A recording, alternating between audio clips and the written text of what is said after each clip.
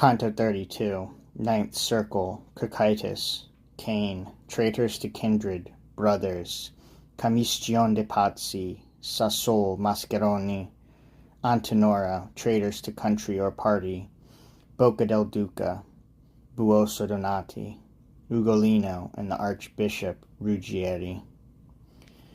If I had harsh and clacking rhymes such as befit the dreadful hole toward which all other rocks point their weight, I would press out the juice from my concept more fully, but because I lack them, not without fear do I bring myself to speak, for it is no task to take in jest that of describing the bottom of the universe, nor one for a tongue that calls mommy or daddy.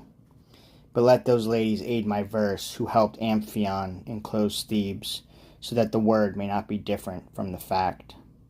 O beyond all others ill-created throng who dwell in the place of which it is hard to speak, better had you here been sheep or goats. When we were down in the dark well far below the giant's feet, and I was still gazing at the high wall, I heard one say to me, "Watch how you step, walk so that you do not trample with your feet the heads of your wretched weary brothers." I turned then and saw before me and beneath my feet a lake to which icy cold gave the appearance of glass and not of water. So thick a veil was never made over its course by the Austrian Danube in winter, nor by the dawn under its freezing sky, as was there. And if Tamberlik should fall on it, or Pietrapana at its edge, it would not even creak. And as the frog sits croaking with its muzzle out of the water at the season when the peasant woman often dreams of gleaning, the grieving shades, livid, were in the ice up to where shame appears, playing the tune of the stork with their teeth. Each held his face turned down, from their mouths the cold, from their eyes their wicked hearts exact testimony among them. When I had looked around myself a little, I looked down at my feet and saw two so pressed together that the hair of their heads was mingled. "Tell me, you who so press your breasts together," I said, "who are you?"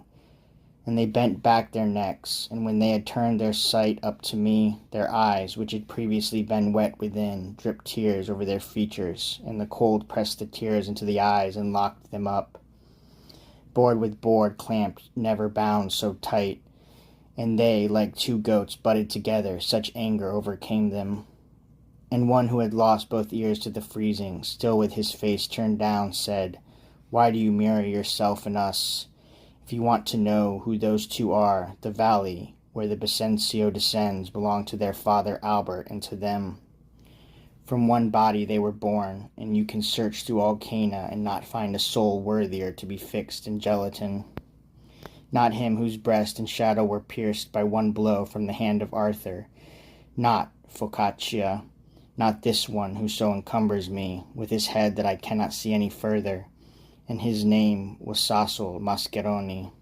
If you are Tuscan, you know who he was. And so you won't have me make any more speeches. Know that I was Commistione de Pazzi, and I await Carlino to excuse me." Then I saw 1,000 faces made dog-like by the cold, whence I shudder, and always shall at frozen fords. And while we were walking to the center toward which all weight collects, and I was trembling in the eternal chill, if it was wish or destiny or fortune, I do not know, but, pacing among the heads, I struck my foot hard in the face of one. Weeping, it scolded me. "Why do you pound me? If you are not here to increase the vengeance for Monteperti, why do you bother me?" And I, "My master, now wait for me here, so that I can be freed from a doubt by him. Then you can hurry me as much as you will." My leader stopped, and I said to that one, who was still cursing violently, "Who are you, to reproach others so?" "Now who are you, to walk through Antenora, striking," he said, "others' cheeks, so that, if you were alive, it would be too much to bear?" "I am alive, and it can be precious to you," was my reply, "if you wish fame, that I place your name among my other notes."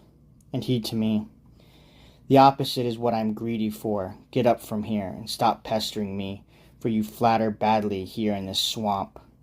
Then I seized him by the scalp and said, "You will have to name yourself, or not a hair will be left up here."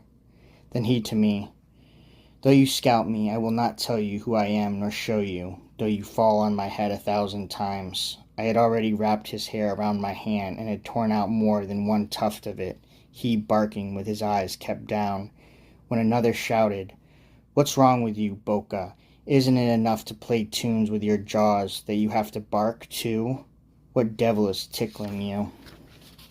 "Now," I said, "I don't want you to say any more, wicked traitor, for to your shame I will carry back true news of you." "Get lost," he replied, "and tell what you will, but do not be silent, if you escape from here, about him whose tongue was so loose just now. He bewails the silver of the French here. I saw, you can say, him from Duera, down there where the sinners keep cool. If you were asked, who else was there beside you is that Beccaria, whose throat-piece Florence sawed through.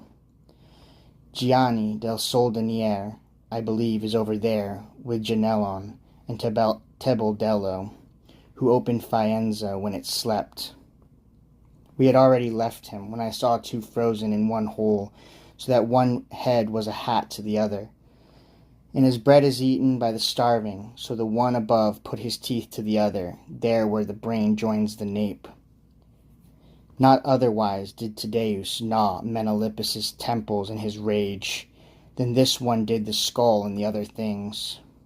O you who show by such a bestial sign your hatred over him you are eating, tell me why, I said, with this pact, that if you justly complain of him, when I know who you are and what his sin, in the world above I shall repay you for it, if that with which I speak does not dry up.